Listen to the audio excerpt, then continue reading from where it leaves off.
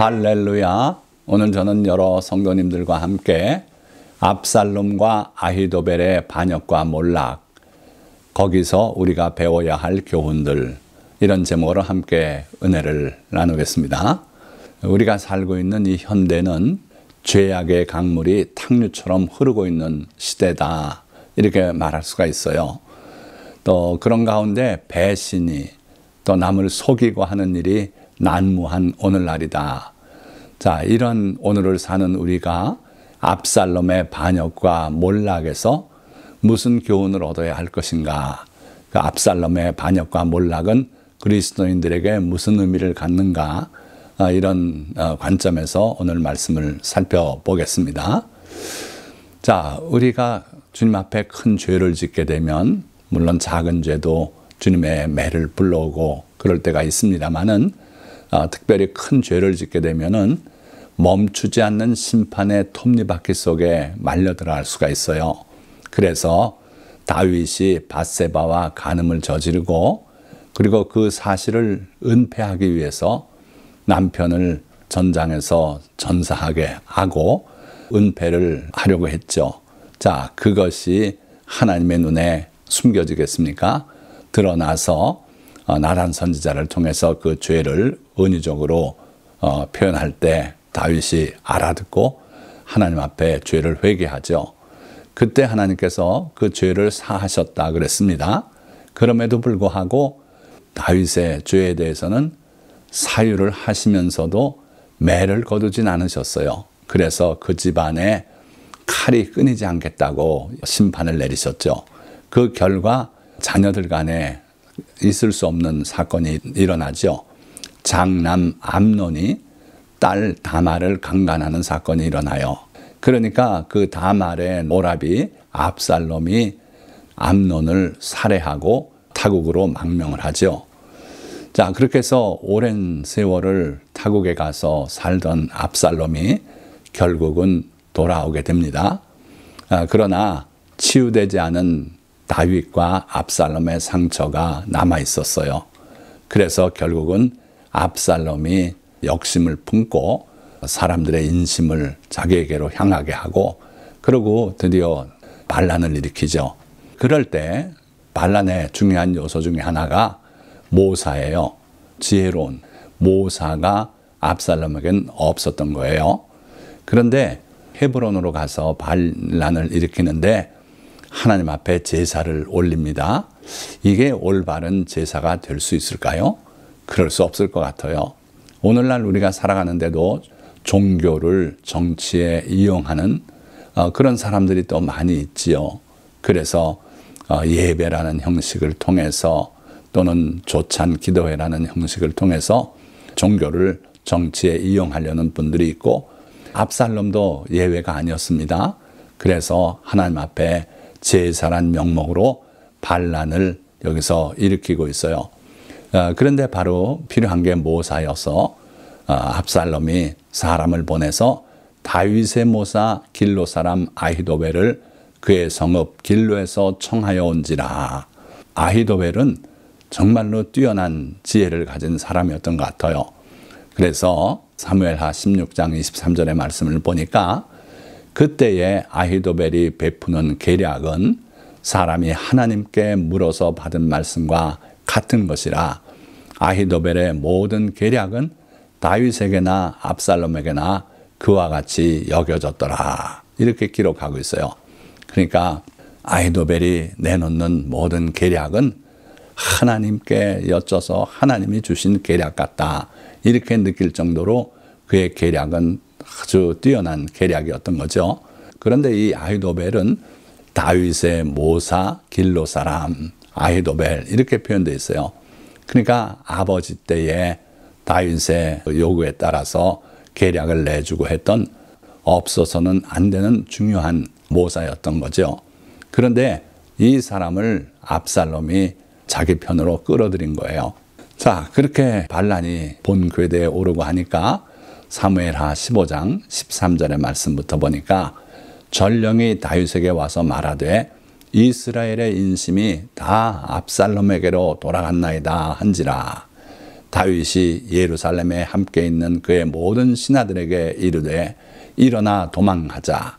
그렇지 아니하면 우리 중 한 사람도 압살롬에게서 피하지 못하리라. 빨리 가자. 두렵건대 그가 우리를 급히 따라와 우리를 해하고 칼날로 성읍을 칠까 하노라. 있을 수 없는 일 아닙니까? 아들이 아버지를 향해서 반란을 일으켰어요. 그때 그 소식을 듣고 또 이스라엘의 인심이 다 압살롬에게 돌아갔습니다 하니까 다윗의 마음이 흔들렸어요. 그래서 빨리 도망가자고. 그런데 여러분들 객관적으로 보면 이 예루살렘 성은요, 침범하기 어려운 아주 대단한 성읍이었어요. 그런데 두려움이 마음을 지배하니까 빨리 도망가재요. 그렇지 않으면 압살롬이 하나도 남기지 않고 다 우리를 죽여버릴 것이다. 그래서 결국은 피난을 가기 시작하는데 온 땅 사람이 큰 소리로 울며 모든 백성이 앞서 건너가매 왕도 기드론 시내를 건너가니 건너간 모든 백성이 광야길로 향하니라. 그러니까 참 피난을 가도 이런 기가 막힌 피난이 어디 있습니까?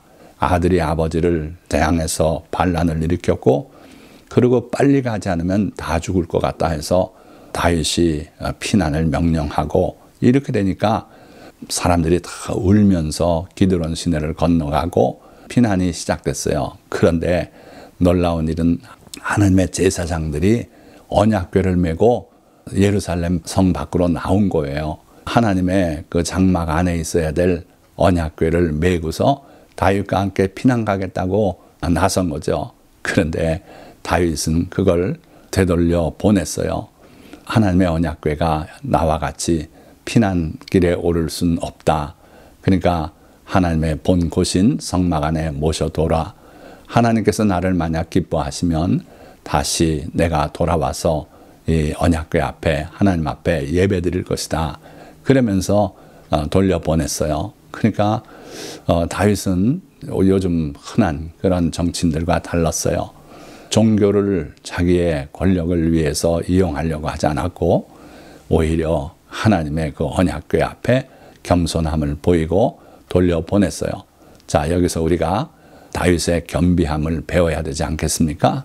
그리고 30절 보니까 다윗이 감람산 길로 올라갈 때에 그의 머리를 그가 가리고 맨발로 울며 가고 그와 함께 가는 모든 백성들도 각각 자기의 머리를 가리고 울며 올라가니라. 보니까 다윗이 머리를 가리고 하나님 앞에 죄를 회개하면서 맨발로 울며 갔다 그랬어요. 자, 그래서 우리가 여기서 다윗의 겸비함을 배워야 할 줄 믿습니다. 자, 그때 어떤 사람이 다윗에게 알리되 압살롬과 함께 모반한 자들 가운데 아히도벨이 있나이다 하니 다윗은 차마 이런 일이 일어날 줄 몰랐어요. 다윗이 아히도벨의 그 계략, 모략이 어떠한 것인 줄 잘 아는 터인데 그가 압살롬 편에 속했다 하는 걸 듣고는 충격이 왔습니다. 그래서 다윗이 이르되 여호와여 원하옵건대 아히도벨의 모략을 어리석게 하옵소서 하니라. 아히도벨이 압살롬의 편에 속했다 하는 걸 듣고는 다윗이 한 일은 바로 이거였어요. 하나님 앞에 엎드려서 기도하는 겁니다. 왜요? 아히도벨을 너무 잘 알기에 그의 모략이 어떠한 것인지를 알기에 다윗은 하나님께 기도할 수밖에 없었어요. 참으로 위기 상황이 온 걸 직감하고 하나님께 기도를 드립니다. 그러니까 우리가 여기서 배워야 할 것은 바로 다윗의 믿음인데 위기 상황에서 우리가 뭘 하느냐가 우리 믿음을 보여줘요. 위기에 빠졌을 때 힘 있는 사람, 돈 있는 사람 찾아가고 하는 것은 하나님이 기뻐하지 않습니다. 위기 상황에서 하나님 앞에 엎드려서 하나님의 도우심을 구하는 믿음이 참 믿음이고 바로 다윗의 믿음은 이런 믿음이었어요. 언제나 목숨이 위험한 상황에서도 주님 앞에 기도하기를 잃지 않았던 그러한 다윗이었다. 그래서 우리가 다윗의 이 믿음을 배워야 될 줄 믿습니다. 자, 그래서 다윗이 하나님께 기도드리고 그리고 피난길에 계속 나가는데 다윗이 하나님을 경배하는 마루턱에 이를 때에 언덕을 올라가서 저 꼭대기쯤에 거기가 하나님을 경배하는 마루턱이다. 이렇게 묘사가 되어 있는 지점이 있었어요. 그러니까 다윗이나 또는 이스라엘 백성들이 길을 가다가 이 지점에 이르면은 하나님 앞에 경배하고 하나님을 찬양하고 그러고 가는 그런 지점이었어요. 바로 거기에 이를 때에 어떤 기적이 일어났냐 하면 아렉 사람 후세가 옷을 찢고 흙을 머리에 덮어쓰고 다윗을 맞으러 온지라. 이 후세라고 하는 사람이 거기에 등장하더라는 거예요. 그 모습은 옷을 찢고 그리고 흙을 머리에 덮어쓰고 다윗을 맞으러 온지라. 그러니까 다윗의 친구인 후세가 다윗이 피난에 나섰다 하는 소식을 듣고 급히 달려나왔는데 옷을 찢고 흙을 머리에 덮어쓰고 그러고 나타났어요. 그러니까 다윗이 그에게 이르되 내가 만일 나와 함께 나아가면 내게 누를 끼치리라. 그러나 내가 만일 성읍으로 돌아가서 전에는 내가 왕의 아버지의 종이었더니 이제는 내가 왕의 종이니이다 하면 내가 나를 위하여 아히도벨의 모략을 패하게 하리라. 그러니까 돌아가서 이런 역할을 좀 해달라 하는 부탁을 하는 거예요. 나와 함께 가면 내게 누가 될 뿐이다. 아마도 이 후세도 나이가 들은 분인 것 같아요. 그러니까 나하고 같이 피난길에 올라봐야 짐이 될 뿐이다. 그러니 네가 할 수 있는 일을 좀 해달라. 성읍으로 돌아가거라. 가서 압살롬에게 이렇게 말해라. 전에는 내가 왕의 아버지의 종이었더니 이제는 내가 왕의 종이니이다. 압살롬을 왕이라고 칭하면서 그렇게 하라는 거예요. 그런데 그렇게 일을 하려면 목숨을 걸어야 하지 않겠습니까? 그런데 이 다윗의 친구 후세는 기꺼이 그 일을 맡았어요. 그리고 곧 성읍으로 들어가고 압살롬도 예루살렘으로 들어갔더라. 그래서 우리가 이 후세의 친구로서의 그 의리와 충성심 이걸 배워야 되지 않겠나 하는 거예요. 자, 이제 모사 아히도벨이 압살롬에게 계략을 내고 있습니다. 17장으로 가서 1절 아히도벨이 또 압살롬에게 이르되 이제 내가 사람 12,000명을 택하게 하소서. 오늘 밤에 내가 일어나서 다윗의 뒤를 추적하여 그가 곤하고 힘이 빠졌을 때 기습하여 내가 다윗 왕만 죽이고 모든 백성이 당신께 돌아오게 하리니. 자, 이런 계략을 압살롬에게 냈어요. 아히도벨의 모략이죠. 참으로 기가 막힌 모략이 아닙니까? 이제 예루살렘 성에 들어와서 승리에 도취해서 잔치를 벌리고 그러할 만한 때예요. 그런데 아히도벨은 그래서는 안 된다 하는 거예요. 끝을 내야 된다는 거예요. 그래서 내가 12,000명을 택하게 하소서. 자기가 직접 그 역할을 수행하겠다는 겁니다. 그래서 오늘 밤에 일어나서 다윗의 뒤를 추적하여 그가 곤하고 힘이 빠졌을 때에 기습하여 다윗 왕만 쳐 죽이고 모든 백성은 당신께 돌아오게 하리니. 그들이 피난 가느라고 힘들고 정서적으로 고단하고 이래서 지쳐서 있을 때 이때 우리가 급습을 해야 합니다. 기습을 해야 합니다. 그리고 다른 백성 상하게 할 필요 없고 다윗 왕만 쳐 죽이면 될 것입니다. 제가 하겠습니다. 그런 역할을 아히도벨이 하겠다고 스스로 나선 거예요. 자, 들어보니까 괜찮은 생각 아닙니까? 그래서 압살롬과 이스라엘 장로들이 다 그 말을 옳게 여기더라. 그런데 압살롬이 이르되 아렉 사람 후세도 부르라. 우리가 이제 그의 말도 듣자 하니라. 자기에게 귀순한 후세, 그 후세는 뭐라고 말하는지 그의 모략도 들어보자 하는 거예요. 자, 6절 후세가 압살롬에게 이르매 압살롬이 그에게 말하여 이르되 아히도벨이 이러이러하게 말하니 우리가 그 말대로 행하랴. 그렇지 아니하거든 너는 말하라 하니. 그래서 아히도벨이 냈던 모략을 그대로 다 그에게 설명을 하고 이대로 하랴 아니면 다른 안이 있다면 말하라 하니 후세가 압살롬에게 이르되 이번에는 아히도벨이 베푼 계략이 좋지 아니하니이다 하고 그리고 상황 분석을 제시합니다. 또 후세가 말하되 왕도 하시거니와 왕의 아버지와 그의 추종자들은 용사라. 그들은 들에 있는 곰이 새끼를 빼앗긴 것 같이 격분하였고 왕의 부친은 전쟁에 익숙한 사람인즉 백성과 함께 자지 아니하고 지금 그가 어느 굴에나 어느 곳에 숨어 있으리니. 자, 아주 사실적인 상황 분석을 하고 있죠. 어떻게 생각하면 이 말 그대로일 것 같아요. 그러니까 다윗이 피난 가느라고 피곤해서 고단해서 지치고 그러고 잠에 빠져 있는 그런 사람이 아닙니다. 그분은 용사고 전쟁에 익숙한 사람이고 과거에도 그러지 않았습니까? 그러니까 지금 이 순간 잠을 자는 게 아니라 어느 굴에나 어느 곳에 숨어 있을 것입니다. 곰이 새끼를 빼앗긴 것 같이 격분해 있을 것입니다. 그러니 이럴 때 다가가서 다윗 왕을 처단하겠다고요? 있을 수 없는 일입니다. 이런 거죠. 그래서 후세가 다윗을 위기에서 건지기 위해서 이런 자문을 하는 겁니다. 또 혹 무리 중에 몇이 먼저 엎드러지면, 그러니까 기습한다고 갔다가 그 용사들에게 당해서 몇 사람이라도 먼저 전사하게 되면 그 소문을 듣는 자가 말하기를 압살롬을 따르는 자 가운데에서 패함을 당하였다 할지라. 그러니까 압살롬 군대가 패했다. 그렇게 소문이 날 겁니다. 비록 그가 사자 같은 마음을 가진 용사의 아들일지라도 낙심하리니 이는 이스라엘 무리가 왕의 아버지는 영웅이요 그의 추종자들도 용사인 줄 알미니이다. 이스라엘 백성이 다 알지 않습니까? 골리앗을 처단한 당신의 아버지가 아닙니까? 왕의 아버지는 영웅이고 그의 추종자들도 다 용사인 줄 알지 않습니까? 그러니까 몇 사람 거꾸로 지면 다윗의 용사들에게 졌다, 패배했다고 소문이 날 겁니다. 그러니 그러지 말자는 거예요. 그래서 나는 이렇게 계략을 세웠나이다.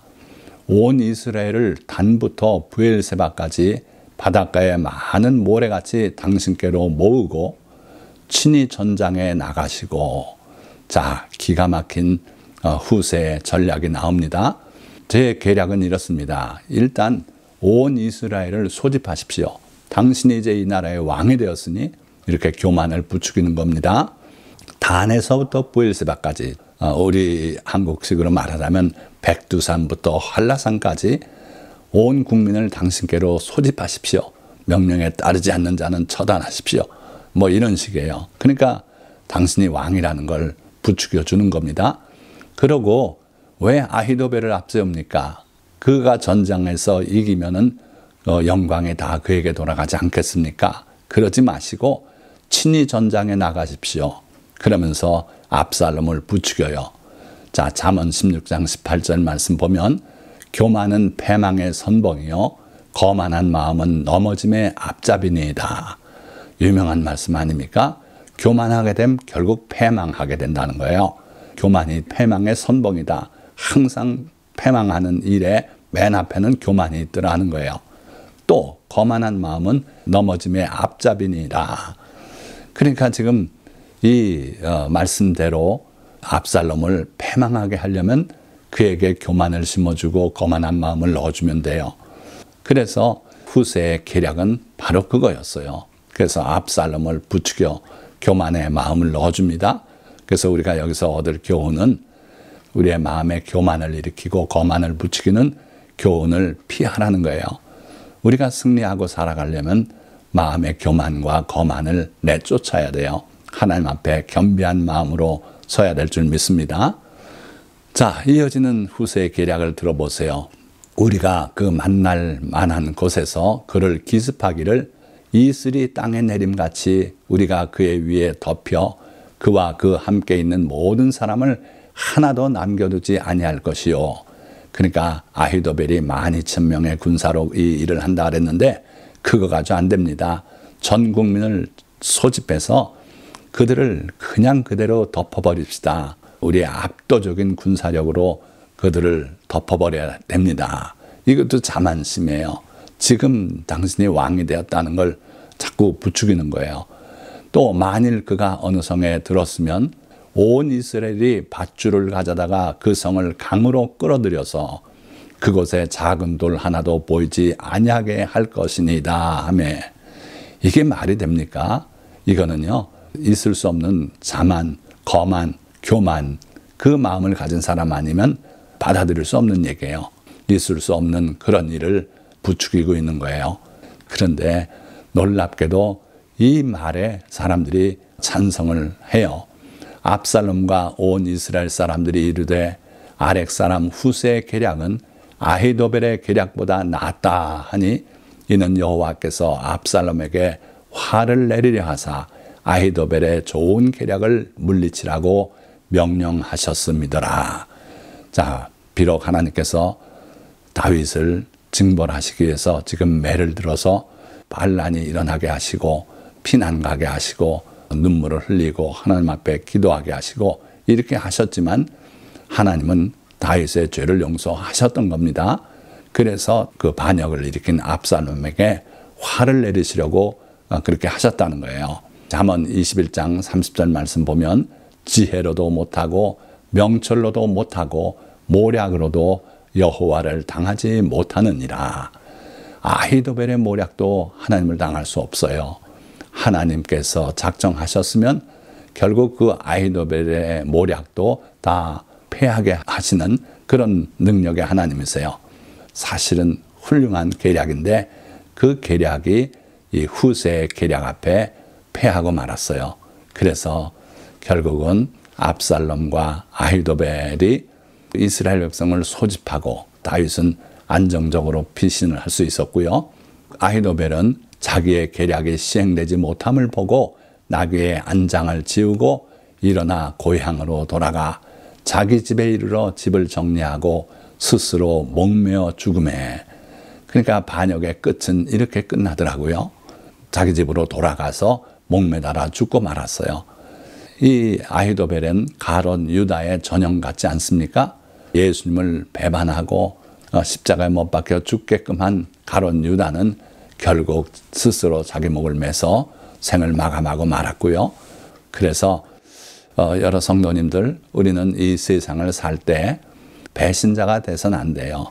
배신자의 끝은 항상 이렇게 비참하게 끝난다 하는 걸 성경이 우리에게 일러주고 있기 때문이에요.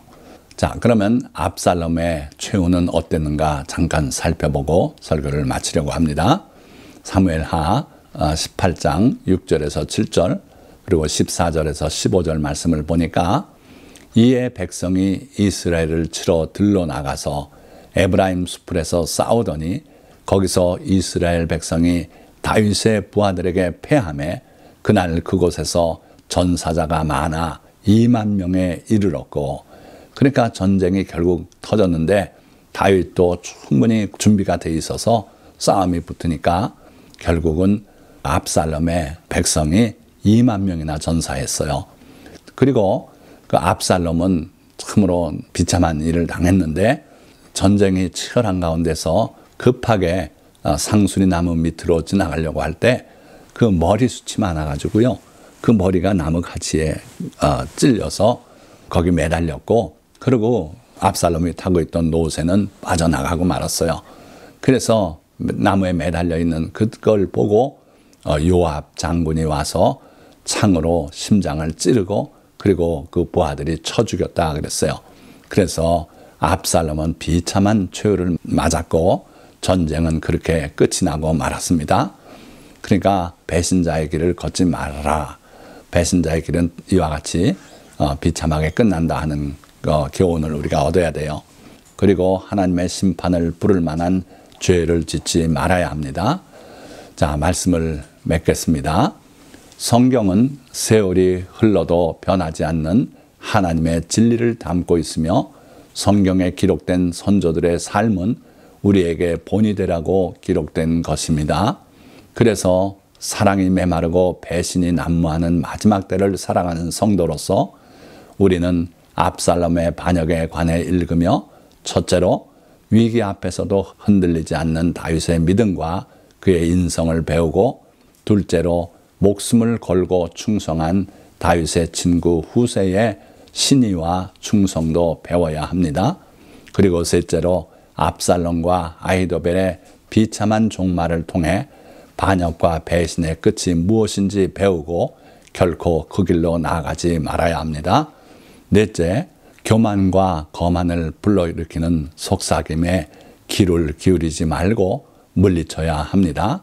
그리고 무엇보다 심판을 가져올 죄를 짓지 말아야 합니다. 오늘 이 설교 말씀을 들은 모든 성도님들은 변함없이 하나님의 말씀에 바탕하고 승리하며 살아가시는 성도님들이 다 되시기를 주님의 이름으로 축원드립니다. 기도하겠습니다.